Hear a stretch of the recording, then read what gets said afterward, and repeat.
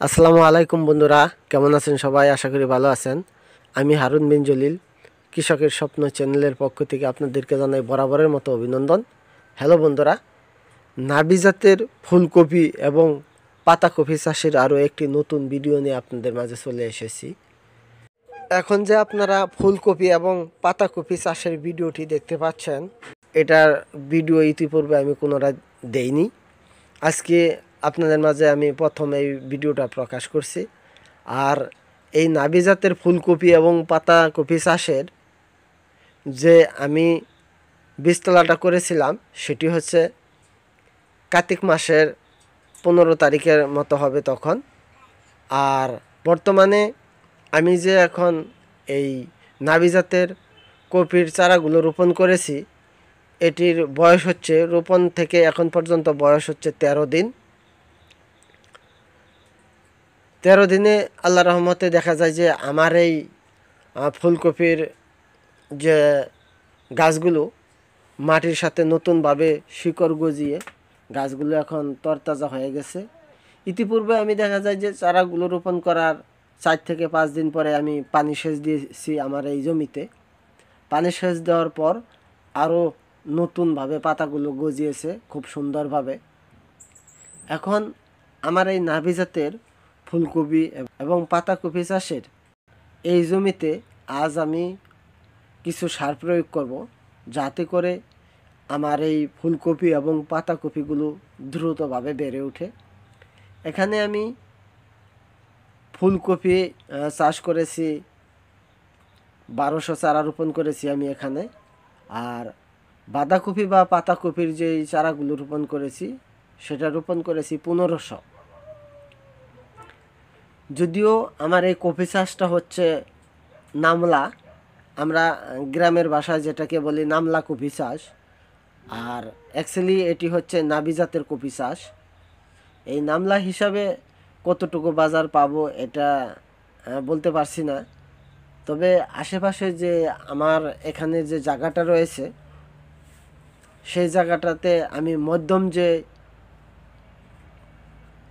Copy চাষ সেটাও করেছি। ফুলকপি চাষ করেছি আমি 1500, সেটার ভিডিও আপনাদেরকে আমি দেখিয়েছি।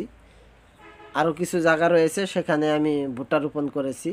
আর এই জায়গাটাতেই আমি যেহেতু ছায়াযুক্ত জায়গা, এটা দক্ষিণ পাশে অনেকগুলো গাছ রয়েছে, সেজন্য দেখা যায় যে ভুট্টার সাথে যদি আমি কপিটা ফলাই তাহলে এই কপিটা দেখা যায় যে ছায়াযুক্ত স্থানেও কিছু হয়। সেই চিন্তাকেই কাজে লাগিয়েই এবার আমি এই জমিতে রোপণ করেছি নাবি জাতের ফুলকপি পাতাকপির চারা। উপরওয়ালা কতটুকু রহমত করেন আমার এই শেষ ভাগের কপি চাষের জমিতে। এই পাশে দেখতেই পাচ্ছেন এটি হচ্ছে আমার ভুট্টার জমি, আর তার পাশে এটি হচ্ছে আমার নাবি জাতের ফুলকপির জমি। এখানে আমি এই জমিতে আমন ধান চাষ করেছিলাম। আমন ধান কর্তনের পর এই জমিতে চাষাবাদ করে এখানেই আমি নাবি জাতের এই ফুলকপি এবং পাতাকপির চারাগুলো রোপণ করেছি। আজকে এই জমিতে আমি এখন আমার এই ফুলকপি এবং বাঁধাকপির গাছগুলো দ্রুত বাড়ানোর জন্য শুধু সাদা সার, যেটা অনেকেই বলে সাদা সার, আসলে ইউরিয়া সার যেটা, সেই ইউরিয়া সারটা ছিটাচ্ছি আমার এই জমিতে। ইউরিয়া সারের কাজই হচ্ছে গাছকে দ্রুত বড় করে তোলা। আর সেই কারণেই আমার এই ফুলকপি এবং বাঁধাকপির গাছগুলো যাতে দ্রুত বেড়ে ওঠে, সেজন্য আমি আমার এই জমিতে আজকে আমি 2700 পাতাকপি এবং ফুলকপির চারার জন্য 10 কেজি ইউরিয়া সার ছিটাচ্ছি।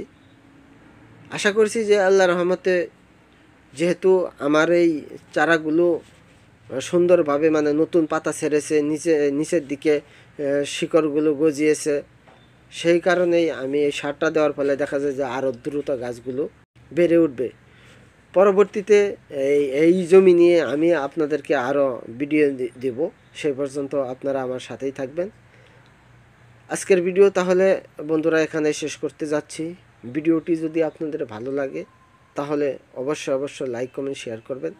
আর যারা আমার চ্যানেলে নতুন তারা অবশ্যই আমার চ্যানেলটি সাবস্ক্রাইব করে রাখবেন।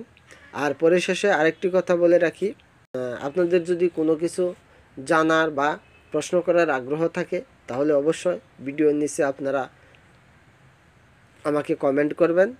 আমি আপনাদেরকে যতটুকু পারি অ্যান্সার দেওয়ার চেষ্টা করব। ধন্যবাদ।